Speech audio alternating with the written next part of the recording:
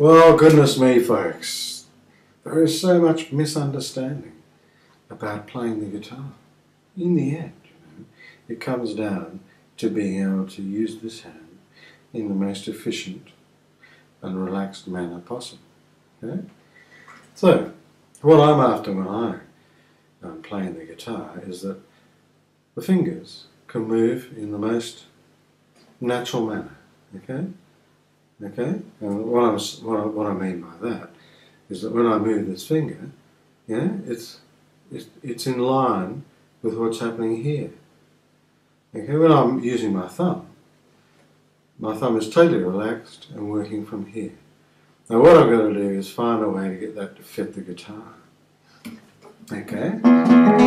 So this is why my hand position has ended up like this, because I can very easily make a thumb sound and my fingers can pull through using the most amount of nail and totally relaxed. So I'm not having to change the angle of my fingers or play off one side of the nail. I'm trying to get as much nail on the string as possible, but I want to be able to pluck straight through into the hand.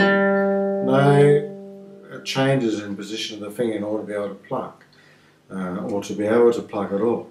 So when I put my hand on the guitar, if you have a look at it, you'll see that it's actually straight from here to here, right? Right? But when you look here on the guitar, there's still a bend in the wrist, okay? So there kind of needs to be, okay? This finger here, the A finger, from what I've been taught, needs to pull through parallel in the most relaxed way possible. And the thumb, again, is playing totally relaxed. It's an elliptical movement here. If I turn around like this, you'll see that, oh my God, he's got a big bend at the wrist here. Well, that's to accommodate the thumb. I don't want it here.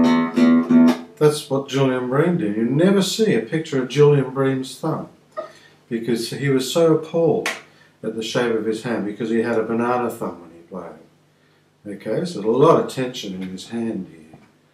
Okay, looked a little like that. Now he was a great player, don't get me wrong. But you look at somebody like John Williams and the hand is like this. It's completely open. And that is what is happening here on the guitar.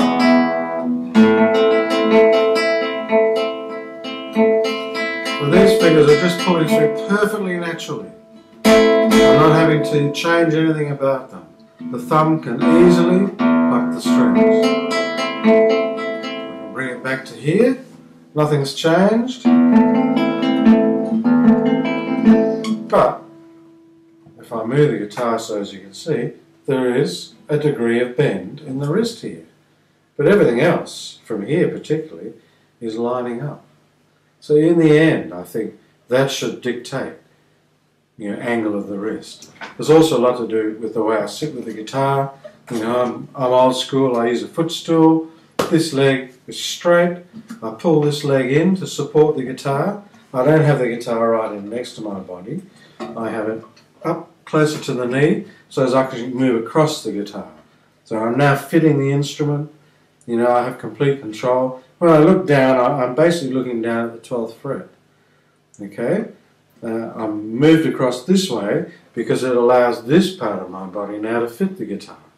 If you sit straight onto the guitar, okay, like this, what you find is that you tend to fall off the guitar. So what I'm doing is I'm accommodating that. So the taller you are, obviously the more you're going to need to do that.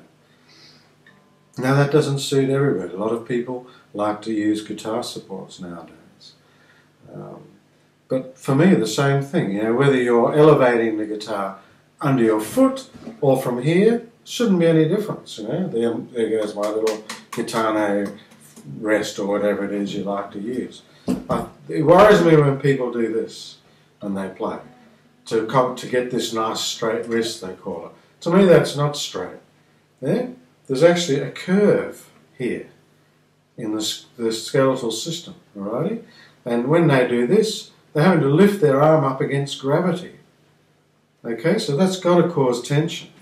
Whereas if you're down like this, you know, gravity is helping, it's assisting you. You're not holding your arm up against it.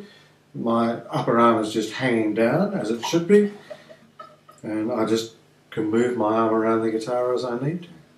So, to recap, you know, if you're trying to sort out what's happening in this hand, think about how to get the fingers and the thumb to play with the most ease and natural movement without having to do anything anatomically strange. I don't know whether that'll help, but people seem to get very fussed by this. In the end, it's relatively simple, but it's a long road to get there. And it takes a lot of sitting around in front of mirrors, watching other people play. I used to get around and watch my teacher I used to watch his hand from here, and I'd watch it from here, and I'd watch it from up there, and eventually I got it. Eventually I got this hand to fit, okay? The guitar is never going to change. It is this shape. You've got to get yourself, your body, whatever shape, size it is, to fit the instrument, okay? That's the challenge.